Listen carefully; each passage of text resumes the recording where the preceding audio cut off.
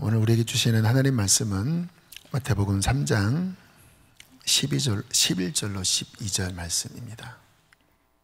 나는 너희로 회개하게 하기 위하여 물로 세례를 베풀거니와 내 뒤에 오시는 이는 나보다 능력이 많으시니 나는 그의 신을 들기도 감당하지 못하겠노라. 그는 성령과 불로 너희에게 세례를 베푸실 것이요 손에 키를 들고 자기의 타작마당을 정하게 하사 알곡은 모아 곡간에 들이고 쭉정이는 꺼지지 않는 불에 태우시리라. 아멘. 오늘 설교 제목이 누가 알곡인가이지요. 이것은 누가 천국 가는 신앙인가, 어떠한 신앙이 천국 갈 수 있는 신앙인가 하는 질문, 또 성경에 굉장히 중요한 명제에 대한 제목입니다. 정말 이 부분은 너무 중요하다 싶어요. 정말 내 신앙이 하나님 앞에 섰을 때 그 천국에 입성할 수 있는 그 성경의 그 살아있는 진짜 믿음인가, 또 지금처럼 이 코로나 1년 가까이 신앙생활 제대로 하기 어려운 이와 같은 때 어쩌면 정말 이렇게 키질하는 그러한 때가 아닌가 할 정도로 우리의 신앙이 테스트 받고 있는 이러한 시기에 많은 분들이 신앙적인 고민을 하실 것 같아요. 내가 이거밖에 되지 않았나? 내 믿음이 이렇게 지금 흔들리고 있나? 여러분 어떠세요? 신앙생활 잘 지키고 있나요? 이런 가운데 정말 내가 알곡인가? 정말 나의 신앙이 바른가? 이 부분을 성경적으로 정확하게 이해하고 그 이해 속에서 내 신앙을 점검하는 것은 너무나 중요하다고 할 수 있습니다. 이 부분이 성경에 있어서는 핵심적인 주제예요. 가장 핵심 주제입니다. 어떠한 믿음이 구원 얻는 참 믿음인가? 오늘 본문도 세례 요한이 실은 그 말씀을 하고 있는 거예요. 11절, 나는 너희로 회개하기 위하여 물세례를 베푼다. 요한이 물세례 사역했잖아요. 이제 회개하는 증표로 세례를 받게 했는데, 근데 이것으로는 사람이 근본적으로 구원을 못 받는다라는 거예요. 그 이상이 있어야 되는데, 내 뒤에 오시는 이 예수 그리스도지요, 그분은 나보다 능력이 많으시니 나는 그의 신을 들기도 감당하지 못하겠노라. 그는 성령과 불로 너희에게 세례를 베푸실 것이다. 진정한 구원이 일어나는데 성령께서 우리의 내면 안에, 우리의 영적으로 하나님이 하시는 구원의 역사를 이루실 것이다. 그러면서 요한이 12절에 이렇게 경고를 합니다. 손에 키를 들고 자기의 타작마당을 정하게 하사, 그 다음 읽어보실까요? 알곡은 모아 곡간에 들이고 쭉정이는 꺼지지 않는 불에 태우시리라. 그러니까 예수께서 오셔서 진정한 구원의 문이 열리는데, 그때 정말 천국 가는 알곡의 신앙과 아니면 천국에 들어가지 못하는 쭉정이, 불에 태워 없어질 쭉정이의 거짓 종교 신앙으로 가르신다고 주께서 말씀을 하시는 거예요. 이게 예수께서 하시는 일인데, 그래서 우리들이 깨달아야 합니다. 과연 어떠한 신앙이 천국 가는 알곡 신앙인가? 어떠한 모습이 천국 못 가는 쭉정이 종교 생활인가? 이 부분을 바르게 이해하고, 그리고 이 지혜 속에 우리가 건강하게 신앙생활을 해야 됩니다. 이것을 가르쳐주는 굉장히 중요한 샘플, 표지가 이스라엘 민족이에요. 성경 전체가 다 이스라엘 민족에 대한 어떤 이야기로 구성되어 있는데, 이스라엘 민족을 통해서 이 알곡이 무엇인지, 쭉정이가 무엇인지를 가늠해 볼 수 있어요. 이스라엘은 출발부터가 하나님께 선택된 민족이었죠. 이스라엘 첫 조상인 아브라함을 부르실 때 주께서 말씀하십니다.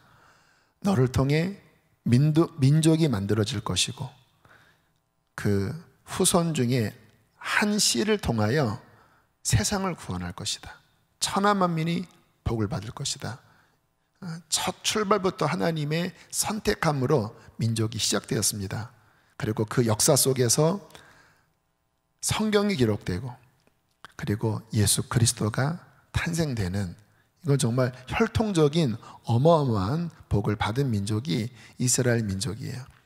그러면 다 자동적으로 구원받아야 되잖아요. 하나님의 언약이 있는 민족이니까. 그런데 그렇게 되지를 못했습니다. 그 안에서 또 알곡과 쭉정이로 나누어졌어요. 오늘 세례 요한도 그 부분을 지적을 하고 있는데요. 오늘 본문 말씀은 아니지만 9절 10절에 보면 이런 말씀을 하지요. 속으로 아브라함이 우리 조상이라고 생각하지 말라. 내가 너희에게 이르노니 하나님이 능히 이 돌들로도 아브라함의 자손이 되게 하시리라. 그러니까 혈통적 아브라함의 자손이라고 저절로 알곡이 되지 못한다라는 거예요. 10절 이미 도끼가 나무 뿌리에 놓였으니 좋은 열매를 맺지 아니하는 나무마다 찍혀 불에 던져지리라. 그러니까 정말 알곡은 알곡다운 모습을 갖춰야 된다라는 거예요. 콩 심은 데 콩 나고 팥 심은 데 팥 나는 것처럼 정말 알곡 신앙은 하나님의 백성다운 열매가 맺어진다라는 거예요. 그게 맺어지지 않는다면 혈통적인 아브라함의 자손이라도 찍혀 불에 던져질 것이다. 근데 정말 지난주 말씀처럼 이것은 역사상 그대로 성취되었습니다. 이스라엘 백성들이 제대로 된 열매를 맺지 못할 때 나라를 빼앗겨 버렸습니다. 우리나라 일제 36년 강점기 때, 그때도 참 우리나라가 얼마나 참담했습니까? 이스라엘은 거의 2000년이 뭡니까? 국권을 빼앗긴 거는 BC 586년부터니까 거의 2600년 가까이 그런 주권을 잃어버리고 AD 70년에는 그 본토에서 다 쫓겨나가야 하는 참 참혹한 일을 겪고 말았어요. 그런데 이것이 아까 제가 샘플이라고 했는데 우리 자신을 비춰보아야 할 말씀이에요. 우리도 하나님을 믿어요. 그런데 과연 나는 알곡다운 열매를 맺고 있는가? 지금 1년 정도 이와 같은 코로나 시기를 지내면서 과연 나는 알곡다운 열매를 맺고 있는가? 근데 솔직히 우리 자신을 바라볼 때 그렇지 못한 모습이 많잖아요. 그러면 오늘 같은 질문이 굉장히 우리에게 부담을 줍니다. 나는 알곡인가? 어떤 경우는 자신이 없는 마음이 들어요. 또 나만 그런 게 아니죠. 사랑하는 가족들, 우리의 자녀, 또 우리의 부모, 우리의 배우자, 하나님 잘 믿는 온 가정이 하나님 잘 믿는 경우가 또 드물잖아요. 그러면 과연 그들이 알곡인가? 아니면 축정이가 아닌가? 과연 천국에 갈 것인가? 못 갈 것인가? 굉장히 실제적인 질문이기도 하고 실제적인 우리의 고민이기도 합니다. 그러면 도대체 어떠한 신앙이 알곡 신앙일까? 지금처럼 우리의 믿음이 흔들거리기도 하고 또 우리의 삶에 여러 가지 어려움이 올 때 과연 어떠한 신앙이 알곡 신앙일까? 오늘은 지금부터 11년 전인 2010년 1월 이맘때 이에 관련된 깨달음을 하나님이 저에게 정말 지혜와 계시의 영으로 이렇게 비춰주실 한 시간이 있었습니다. 제가 그때 주님이 깨닫게 하신 것들을 간증하면서 오늘 이 주제에 대한 한 면 정도의 말씀을 나눌게요. 굉장히 방대한 주제라 이 짧은 간증으로 다 포함될 수는 없고 성령님이 오늘 누군가에게 하시는 한 면의 말씀을 간증을 통해서 나누려고 합니다. 2010년 1월 1일 갑상선 전 절제 수술을 했어요. 참 그것도 날짜가 하필이면 1월 1일에 수술을 했어요. 그리고 1월 하순경, 그러니까 이맘때쯤이었던 것 같아요. 오늘이 24일이니까 하순경 수술 후에 이제 첫 번째 결과를 들으러 병원에 갔습니다. 이때가 제일 초조하고 저 두려울 때예요. 수술은 잘 됐나? 어떤 결과가 나올까? 그런 좀 두렵기도 하고 좀 착잡한 마음도 있었고, 또 신앙적으로는 내가 뭔가 하나님 앞에 잘못 살아서 벌 받은 것은 아닐까? 그런 좀 낙심된 마음도 이렇게 복합적으로 제 안에 있는 가운데 이제 성모병원 그 대기실에서 기다리고 있었습니다. 근데 그때 오전 한 9시에서 10시 사이에 굉장히 많이 밀려서 1시간 정도 대기를 하게 되었어요. 그런데 갑자기 그 대기실에서 성경의 한 주제가 제 안에 막 풀어지기 시작했어요. 그래서 그때 대기실에서 제가 막 노트에 적었습니다. 그 노트가 바로 이 노트예요. 증거입니다. 그때 이제 제가 쭉 정리한 내용, 그것이 이제 오늘 말씀 가시는 연결되는 부분이라 그 내용 중에 일부분을 발췌해서 오늘 말씀을 나누려고 합니다. 그 노트 안에 보면 제가 의문점이라고 하는 그런 이제 질문을 적었어요. 한 번 더 눌러주실까요? 네. 저 글씨는 저도 잘 못 알아보는 글씨입니다. 제가 이렇게 요약해서 말씀드리면, 구약의 선지서들을 보면 타락한 이스라엘의 처절한 심판을 예언했다. 택하신 그들이라도 그들의 범죄로 말미암아 버리시고 예루살렘을 뒤엎으시겠다고 말씀하셨다. 그러나 거의 대부분의 예언서 후반부는 놀라울 정도의 회복과 긍휼을 약속하신다.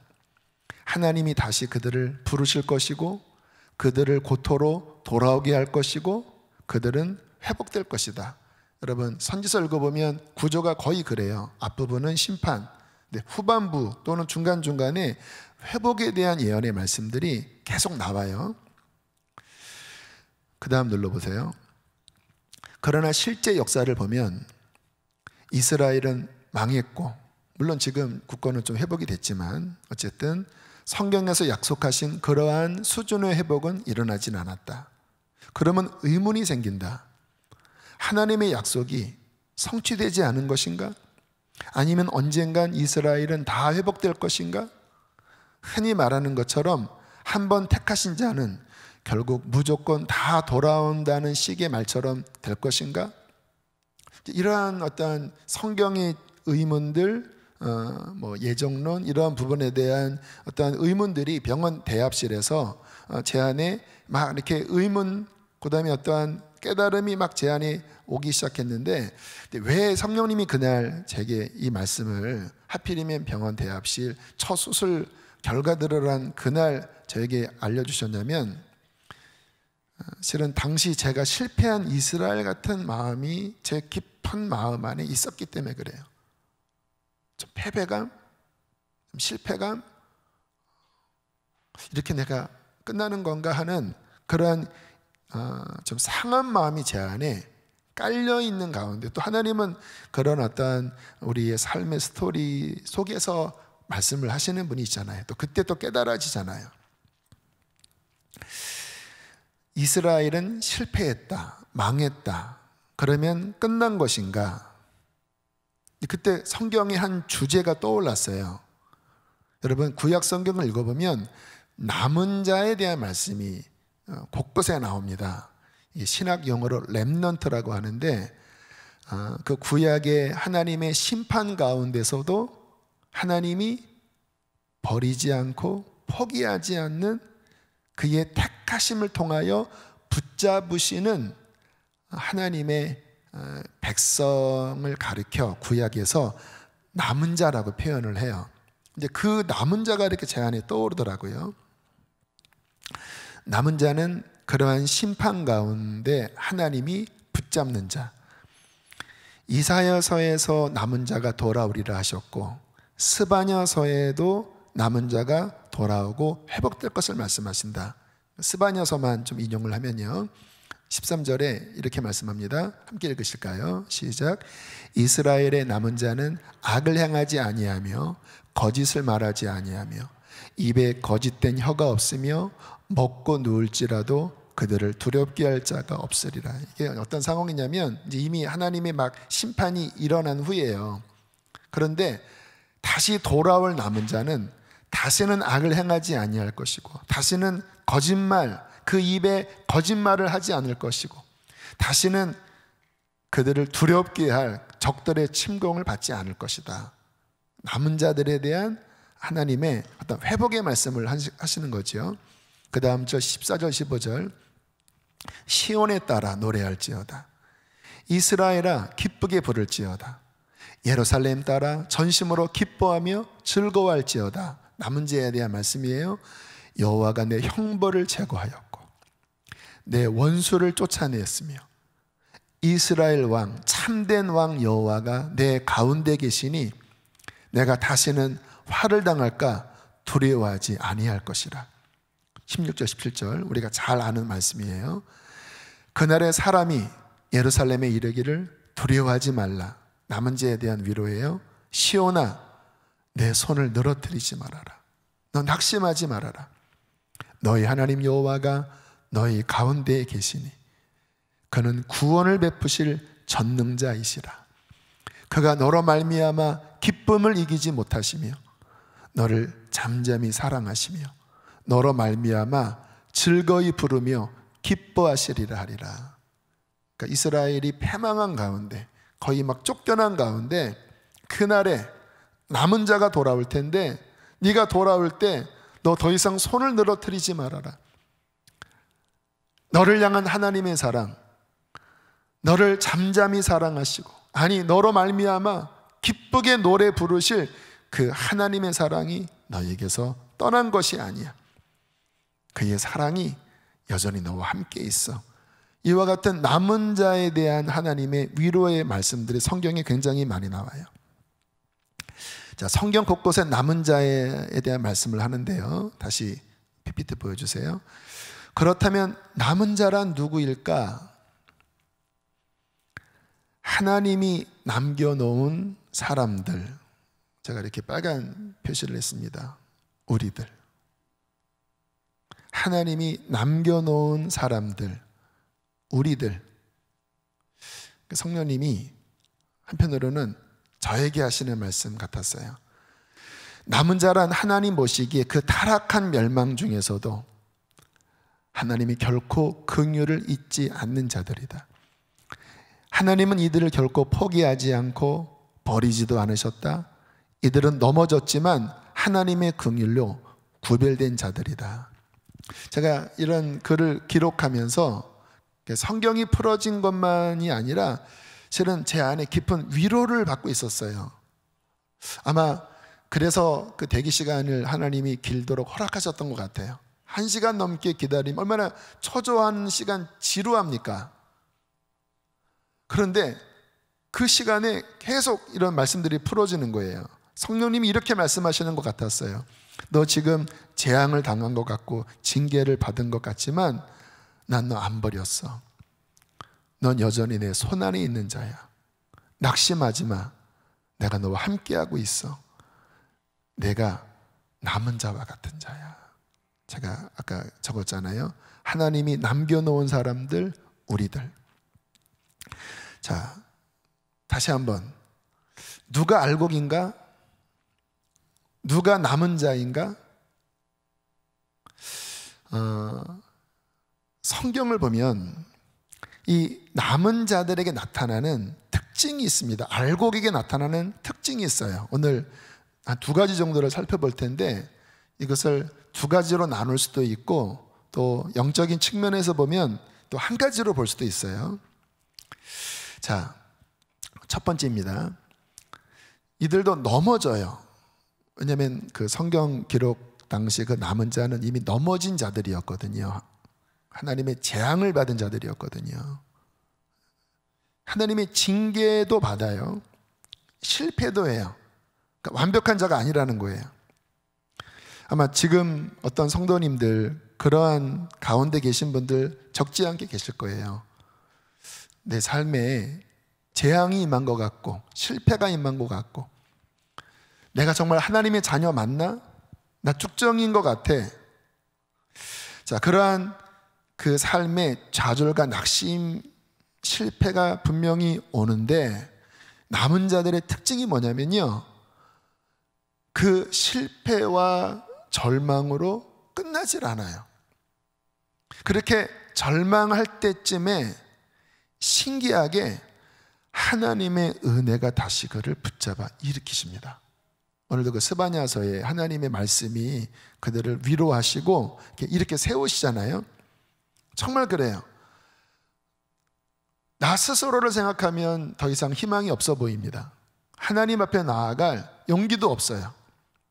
그런데 그렇게 포기할 만할 쯤에, 여러분 이렇게 자녀를 혼내기도 하고 뭐 벌을 주기도 하지만 그 자녀가 낙심하면 부모가 어떡합니까? 뭐 요즘은 뭐 이상한 부모도 많지만 정상적인 부모라면 그때쯤에 가서 이렇게 붙잡아 주잖아요. 위로도 해주잖아요. 토닥거려 주잖아요. 뭐 아픈 데를 좀 발라주기도 하잖아요. 그러한 하나님의 손길이라고 볼 수 있죠. 비록 하나님께서 징계하셨지만, 또 우리의 삶에 그러한 고난이 있었지만, 하나님이 우리에게 향하시는 본심은 이렇게 버리시고 낭만케 만드시는 분이 아니라 우리를 고치시는 분이시니까, 우리가 그렇게 좌절할 만할 쯤에 하나님의 그 사랑의 손길, 위로의 손길이 함께 하셔서 다시 이렇게 세워주시는 은혜를 받아요. 저도 이렇게 돌이켜보면 항상 그러한 넘어진 시간, 실패의 시간, 그때마다 거기에서부터 일어나게 하시는 하나님의 은혜가 어떠한 모습으로든 함께 하시더라고요.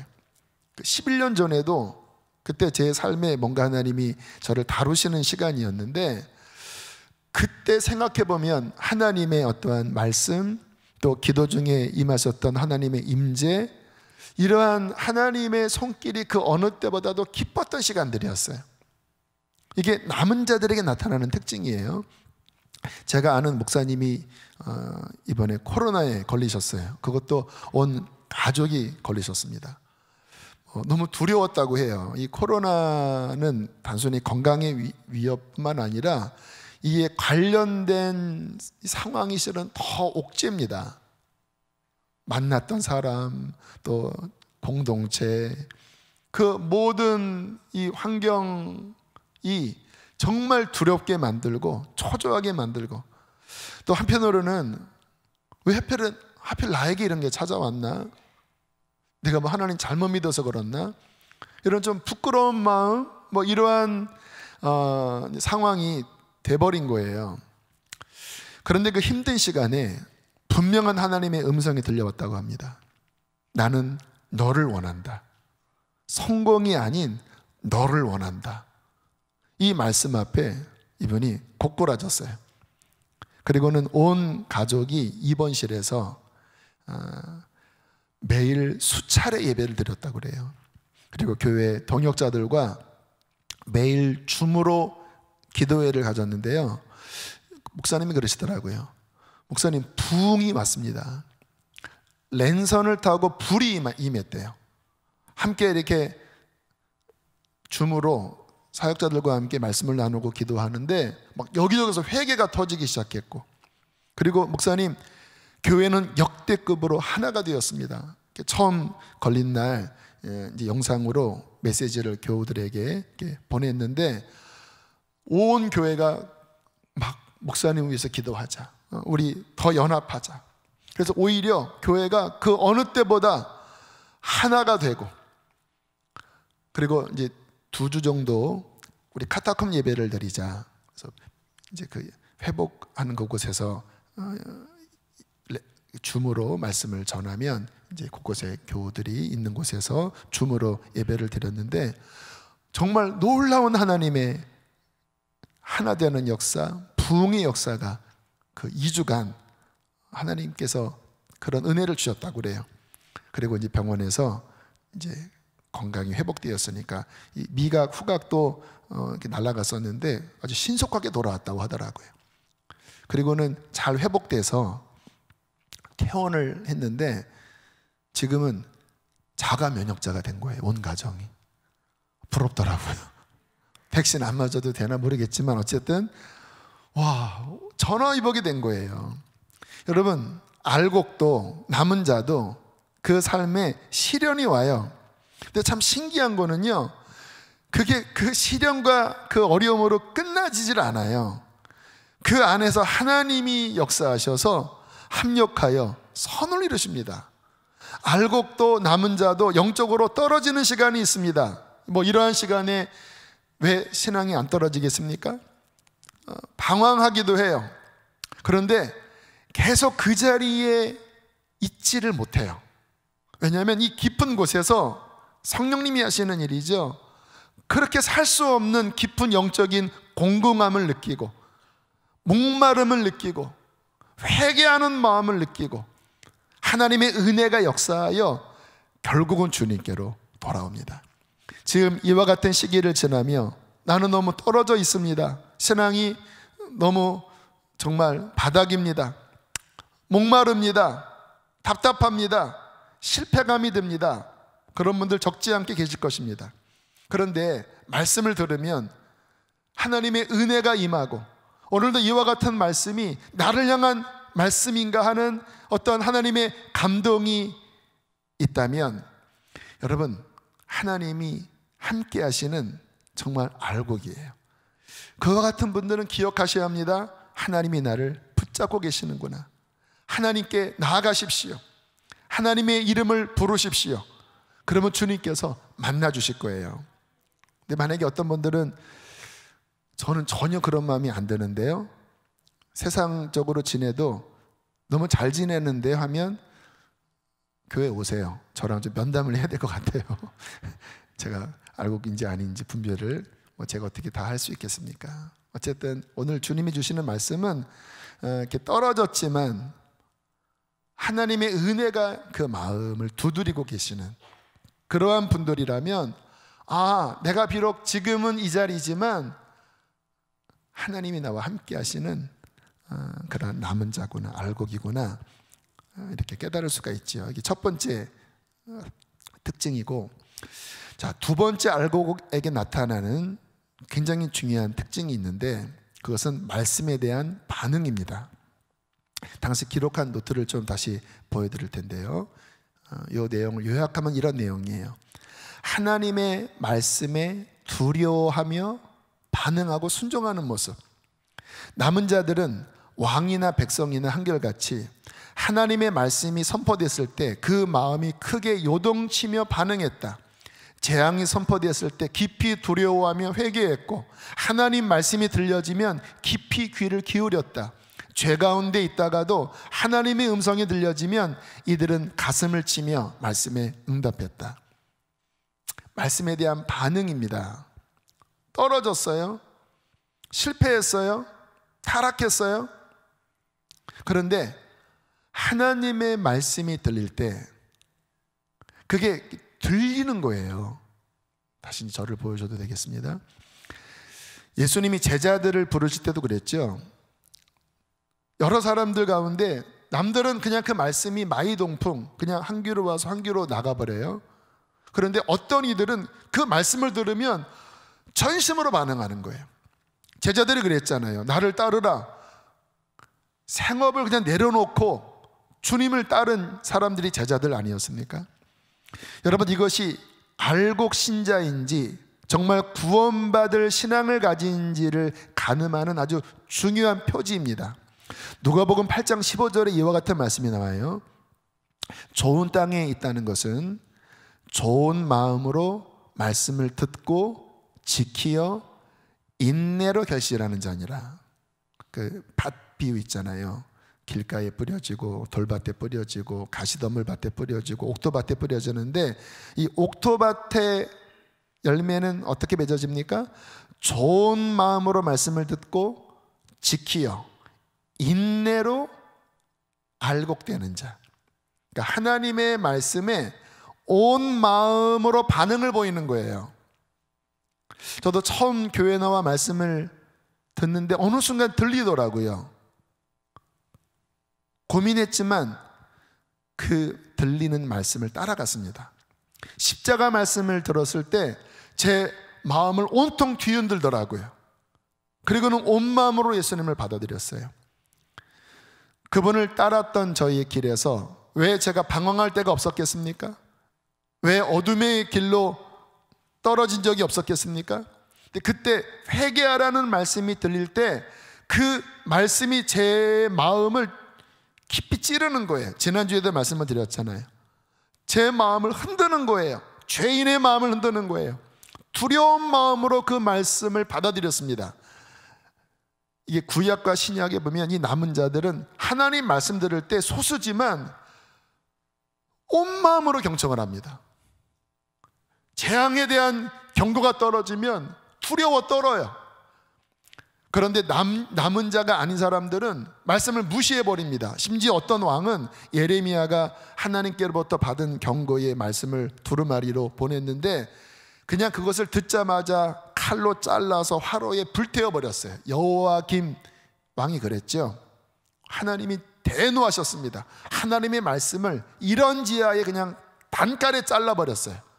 그런데 어떠한 이들은 하나님의 말씀을 들으면 어떠한 사람이 전해준다 할지라도 그 말씀에 경청하고 그 말씀을 두려워하고 끝내는 하나님의 말씀에 순종하는 거예요. 이 모습이 너무나 중요하죠. 지금 영적으로 떨어진 분들, 지난주처럼 회개의 말씀을 들을 때 어떤 분들은 그 말씀이 마음 깊이 찔렸을 것입니다. 그리고 그 말씀 앞에 어떻게 내가 회개할까, 그리고 그 말씀에 어떻게 순종할까, 그러한 움직임들이 일어나요. 그래서 버릴 것은 버리고 순종할 것은 순종해요. 어떠한 대가를 치르더라도 주님 없이는 살 수 없습니다. 주님 떠나서는 살 수 없습니다. 그는 주님을 따를 수밖에 없어요. 왜냐하면 그의 마음 깊은 곳에 주님을 향한 사랑이 있기 때문에 그렇습니다. 그는 이렇게 고백할 수가 있습니다. 로마서 8장에 있는 말씀, 누가 우리를 그리스도의 사랑에서 끊으리요? 환난이나 곤고나 박해나 기근이나 적신이나 위험이나 칼이라. 기록된 바 우리가 종일 주를 위하여 죽임을 당하게 되며 도살당할 양같이 여김을 받았나이다 함과 같으니라. 그러나 이 모든 일에 이와 같은 실패와 이와 같은 고난과 이와 같은 어려움 속에 우리를 사랑하시는 이로 말미암아 우리가 넉넉히 이기느니라. 내가 확신하노니 사망이나 생명이나 천사들이나 권세자들이나 현재일이나 장래일이나 능력이나 높음이나 깊음이나 다른 어떠한 피조물이라도, 그 다음 크게 읽겠습니다. 우리를 우리 주 그리스도 예수 안에 있는 하나님의 사랑에서 끊을 수 없으리라. 우리를 우리 주 그리스도 예수 안에 있는 하나님의 사랑에서 끊을 수 없으리라. 맞습니다. 어떠한 시련이 와도 어떠한 실패가 와도 주님의 사랑에서 끊을 수 없어요. 왜냐하면 주님이 나를 붙들고 계시기 때문입니다. 나는 비록 넘어졌지만 다시 일어날 것이고 나는 주님을 따를 것입니다. 왜냐하면 나는 주님의 어린 양이기 때문에 그래요. 내 깊은 곳은 주님을 원합니다. 주님을 사랑합니다. 나는 넘어졌지만 다시 주님을 바라볼 것입니다. 알곡에게는 이러한 마음이 있는 거예요. 넘어졌지만 이 마음이 깊은 곳에 그 무엇도 막을 수 없이 내 안에 이런 마음이 있는 거예요. 성령님이 주시는 마음이죠. 이런 마음이 있다면 여러분, 주께서 당신을 붙잡고 계십니다. 힘을 내십시오. 그러나 계속 넘어짐 가운데 그냥 퍼져 있고 죄 가운데 있으면서도 회개하라고는 말씀을 들어도 꿈쩍도 하지 않고 그냥 자기 생각에 그냥 방황, 낙심 가운데 있다고 하면 정말 그 사람은 진짜 두려워해야지요. 나 쭉정인가 보다, 내 안에 하나님이 안 계신가 보다. 정말 그런 사람으로 영적으로 위험한 사람입니다. 그러나 넘어졌어도 실패했어도 하나님의 은혜가 내 삶에 역사하는 것 같고, 하나님의 말씀이 계속 내 마음에 두드리고, 그렇게 하나님 앞에 나아갈 마음이 있다면 낙심하지 마십시오. 주님이 당신과 함께 하십니다. 그렇게 주님이 당신을 두드리실 때 다시 주님을 바라보시고 믿음으로 주님을 의지하시면서, 예, 주님 여기 있습니다. 있는 모습 그대로 저를 주 앞에 올려드립니다. 주님, 저를 받아주십시오. 제 손을 잡아주십시오. 저를 도와주십시오. 그렇게 주 앞에 나아가면 주님은 반드시 그를 붙잡아 주시고 그를 영원한 사랑으로 인도해 주실 것입니다. 마지막, 아까 스바냐에서 하셨던 그 남은 자에게 하시는 말씀을 마지막으로 읽어드림으로써 격려하고 위로하기를 원합니다. 시온에 따라 노래할지어다. 이스라엘아 기쁘게 부를지어다. 예루살렘 따라 전심으로 기뻐하며 즐거워할지어다. 두려워하지 말라. 시온아, 내 손을 늘어뜨리지 말라. 너희 하나님 여호와가 너희 가운데 계시니. 이 찬양이 있지요. 너의 하나님 여호와가 너의 가운데 계시니 그는 구원을 베푸실 전능자시라.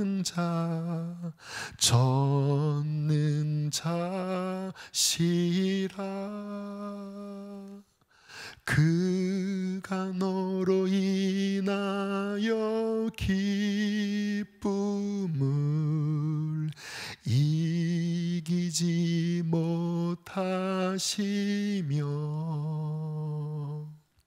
너를 잠잠히 사랑하시며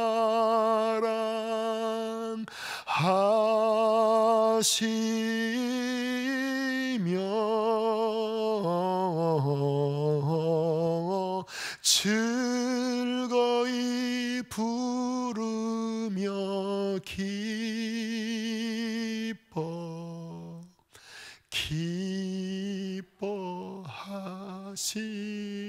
기뻐하시리라. 즐거이 부르며 즐거이 부르며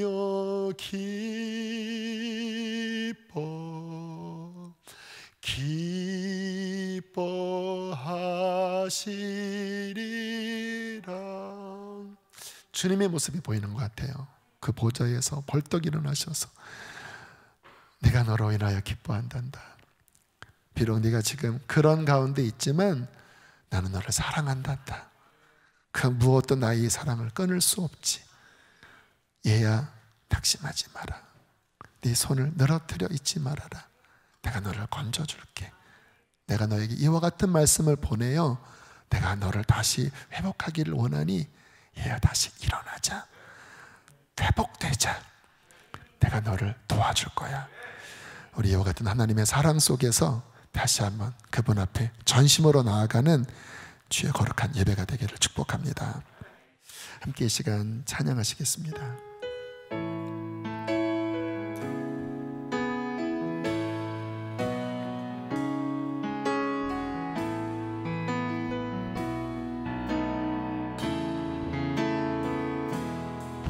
해가 뜨는 새 아침 밝아 이제 다시 주님 찬양. 무슨 일이나 어떤 일이 내게 놓여도 저녁이 올 때 나는 노래해. 성주케 내 영혼 내 영혼아 거룩하신 이름. 저녁에는 울음이 기숙할지라도 아침에는 기쁨이 찾아오리로다.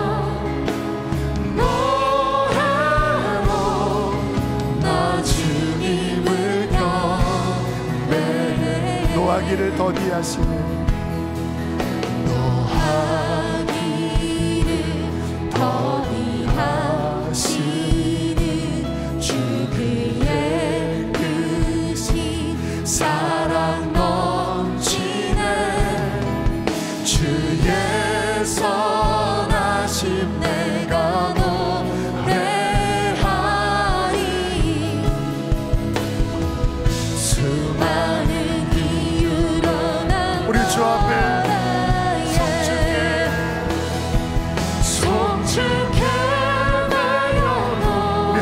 자비하심을 노래합시다. 나를 향한 영원한 사랑을 높여드립시다.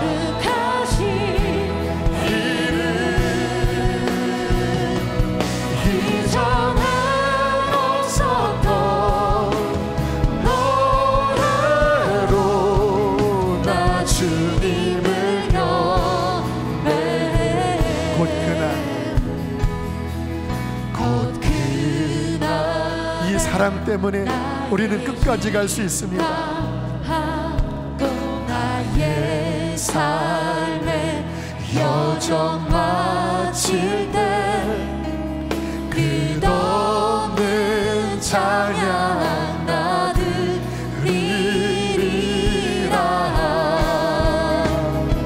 수많은 세월 지나면 우리 다시 한번 곧 그날에 나의 힘 다하고 그날에 나의 힘 우리 이 길 끝에서 주님을 만납시다. 나의 삶의 여정 마칠 때 끝없는 찬양 나드리리라.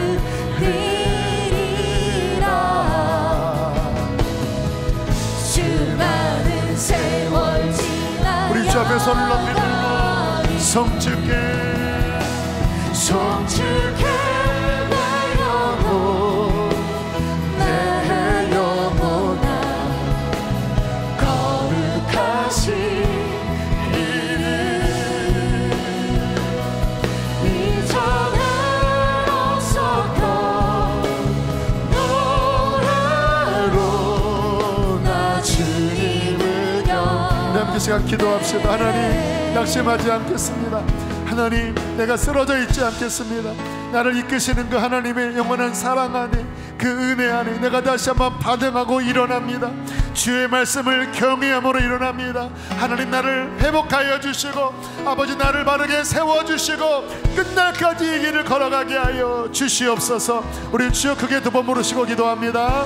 주여 주여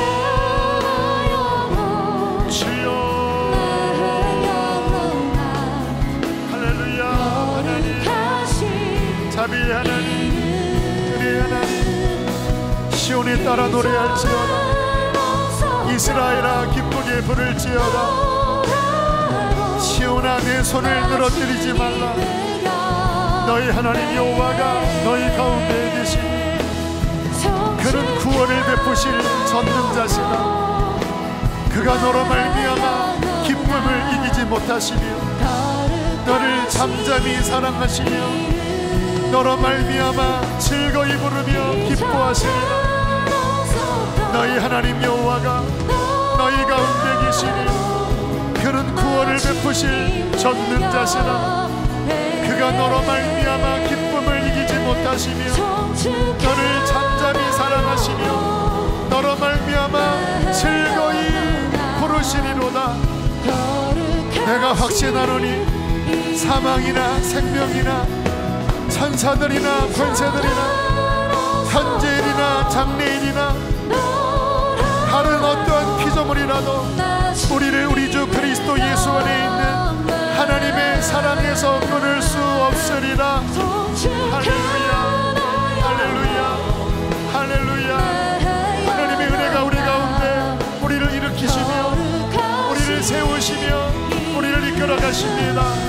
하나님 우리의 모든 것들을 주 앞에 올려드립니다. 하나님의 사랑으로 우리를 품어주시고 주여 우리를 이끌어 주십시오. 주님만을 따릅니다. 주님만을 따릅니다. 성주께 성주께 주님을 따른다고 고백하세요. 주님을 따른다고 고백하세요. 할렐루야 아멘. 이전에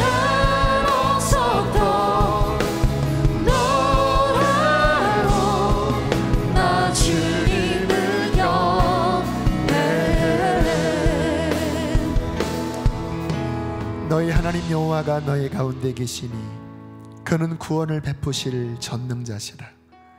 그가 너로 말미암아 기쁨을 이기지 못하시며 너를 잠잠히 사랑하시며 너로 말미암아 즐거이 부르며 기뻐하시리라 하리라. 하나님, 우리는 잘난 것이 하나도 없으나 하나님의 영원한 사랑으로 인하여 우리가 여기까지 왔습니다.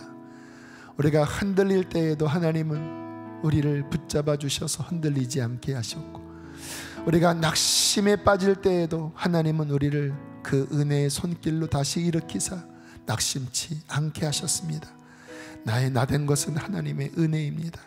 하나님, 나는 주님을 따를 것입니다. 어떠한 대가를 치른다 할지라도 하나님, 나는 주님께 순종할 것입니다. 하나님, 이것이 나의 데스티니입니다. 주님, 이것이 나의 유일한 선택입니다. 하나님의 은혜가 내 안에 역사하고 있기 때문입니다. 내가 주님을 사모하고 있기 때문입니다. 하나님, 우리의 삶에 재앙이 온다 할지라도, 우리의 삶에 고난이 온다 할지라도, 우리의 삶에 실패가 있다 할지라도 하나님은 그 모든 것을 합력하여 선을 이루실 줄로 믿습니다. 하나님, 나를 알곡되도록 이끌어 주실 분은 오직 하나님의 손길임을 고백합니다. 믿음으로 주께 맡깁니다. 나를 평생에 이끌어 주시옵소서. 저녁에는 울음이 계속할지라도 아침에는 기쁨이 찾아올 것입니다. 그 은혜를 찬양합니다. 하나님, 그 어느 것도 나를 향한 하나님의 사랑에서 끊을 수 있는 것이 그 어느 것도 없음을 선포합니다. 하나님, 감사합니다. 주님, 고맙습니다. 주님, 사랑합니다. 귀한 예물 봉헌합니다. 기쁘게 흠양하시고 우리 사랑하는 성도들의 기업과 일터를 보호하시고 축복하여 주십시오. 주님, 코로나의 어려움 속에서도 주께서는 한결같이 우리와 함께 하셨고 한결같이 우리를 붙잡아 주셨습니다. 하나님, 이번 한 주도 주께 맡깁니다. 그 사랑으로 품어주시고 보호하시고 인도하여 주십시오. 혹 코로나에 걸려서 고통 중에 있는 지체들이 있다면 하나님, 위로하시고 두려워 말라, 내 손을 늘어뜨리지 말아라, 내가 너와 함께 할 것이고 내가 모든 것을 합력하여 선을 이룰 것이다. 하나님의 그 음성으로 격려하여 주시옵소서.